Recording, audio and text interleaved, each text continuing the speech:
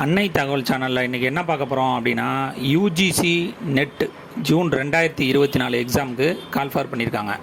நார்மலாக UGC net exam அப்படிங்கிறது வருஷத்தில் 2 டைம் நடத்துவாங்க. இந்த ஜூன் மாதம் நடத்துகிறது ஆர்ட்ஸ் குரூப்புக்கான எக்ஸாம் நடத்துவாங்க. டிசம்பர் மாதம் சயின்ஸ் குரூப்புக்காக எக்ஸாம் நடத்துவாங்க. University grants commission national eligibility test, அதாவது பல்கலைக்கழக மானிய குழுவின் தேசிய தகுதி தேர்வு. இதுக்கு குவாலிஃபிகேஷன் என்ன வேணும் அப்படின்னா any master degree in arts group முடித்தவங்க இதுக்கு விண்ணப்பிக்கலாம் அப்படின்னு சொல்லியிருக்காங்க. எக்ஸாம் ஃபீஸ் எவ்வளோ அப்படின்னா ஜென்ரல் கேட்டகரி மற்றும் அன்ரிசர்வ்டு கேட்டகரிக்கு 1150 ரூபா எக்ஸாம் ஃபீஸ்னு சொல்லியிருக்காங்க. மற்றும் ஜென்ரல் எக்கனாமிக்கலி வீக்கர் செக்ஷன் ஓபிசிக்கு 600 ரூபா எக்ஸாம் ஃபீஸ்னு சொல்லியிருக்காங்க. எஸ்சி எஸ்டி ஃபிசிக்கலி சேலஞ்சு மற்றும் தேர்ட் ஜெண்டருக்கு எக்ஸாம் ஃபீஸு 325 ரூபா அப்படின்னு சொல்கிறாங்க.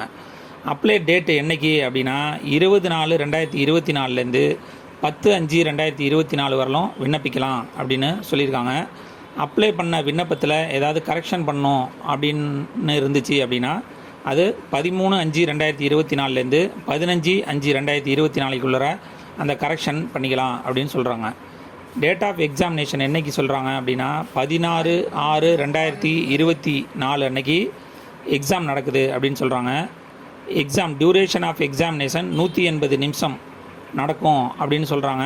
நோ பிரேக் பிட்வீன் பேப்பர் 1 மற்றும் பேப்பர் 2க்கு நோ பிரேக் இல்லாமல் எக்ஸாம் நடக்கும் அப்படின்னு சொல்கிறாங்க. வயது வரம்பு ஜேஆர்எஃப்க்கு up to 30 years general category எழுதலாம் அப்படின்னு சொல்கிறாங்க. ஓபிசி எஸ்சி எஸ்டி பிரிவினர் 35 வயசு இருக்கிறவங்க வரலாம் விண்ணப்பிக்கலாம் அப்படின்னு சொல்கிறாங்க. அதுவே அசிஸ்டன்ட் ப்ரொஃபஸருக்கு நோ ஏஜ் லிமிட்னு சொல்லியிருக்காங்க.